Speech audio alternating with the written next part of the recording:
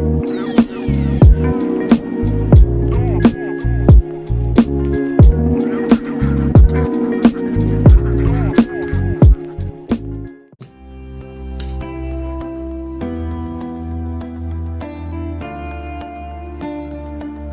we're getting ready to take our barn kittens in to the vet in Salmon Arm.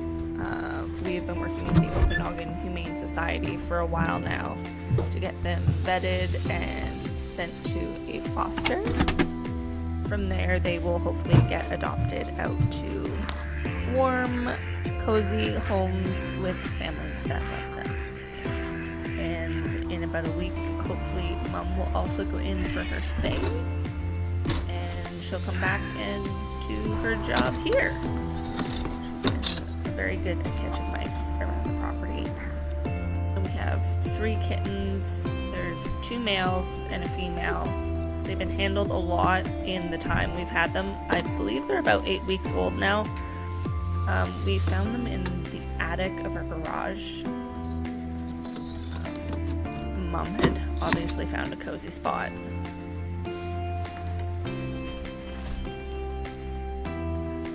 They're super playful with each other and us. They've been really good with all of the kids that come around. So I believe they've been socialized pretty well. I have a good feeling that they're not going to have an issue finding a home for these guys.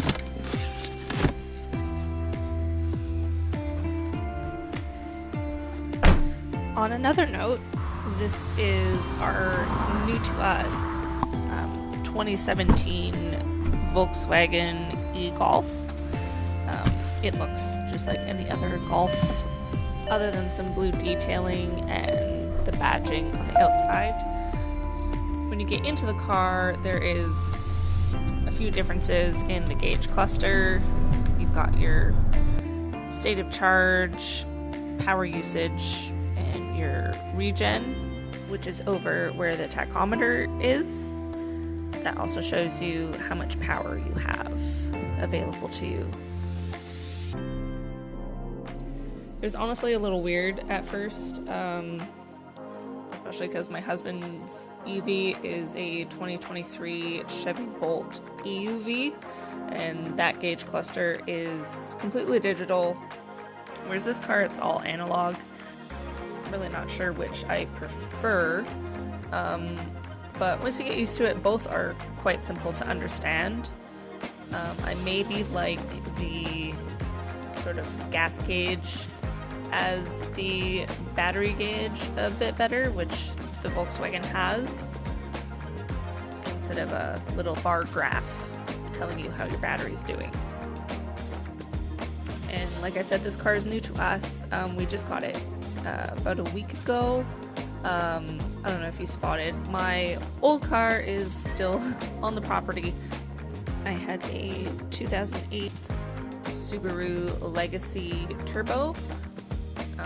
I still love that car. It's got a bit more cargo space. I think the second row is about the same size, though I do believe our son's car seat fits behind my driver's seat in the Volkswagen a bit better.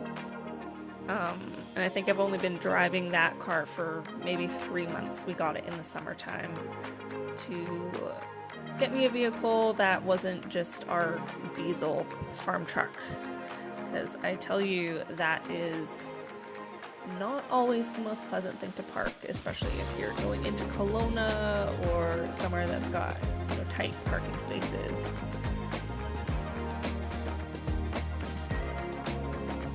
So another thing this car has that my Subaru didn't, obviously, is plug-in Android Auto.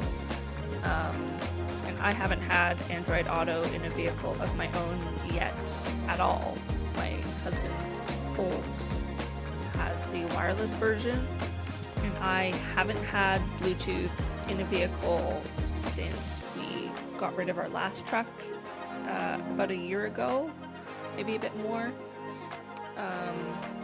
We sold that vehicle because our infant car seat didn't fit in the back at all.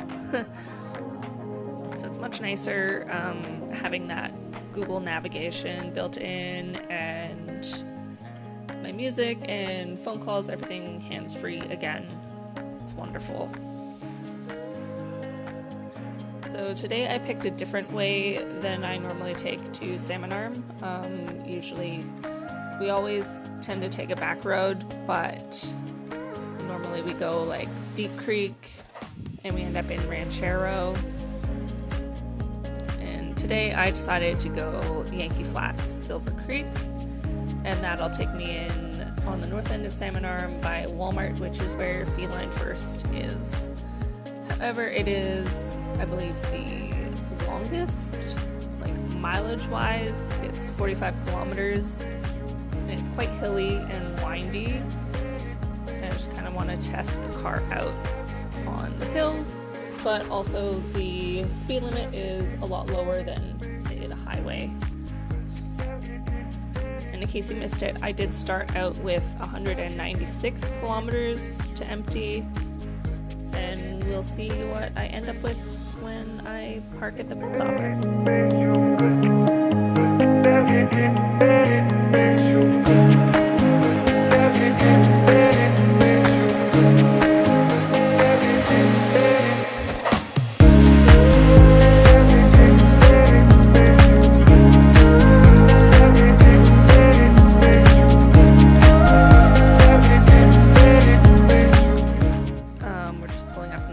The kittens didn't make a boo the entire time, and as someone who grew up with a cat, taking the cat to the vet was always this whole thing, and they were like crying in the back of the car.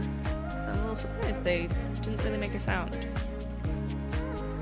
So we left with 196 kilometers and arrived here with 169 left.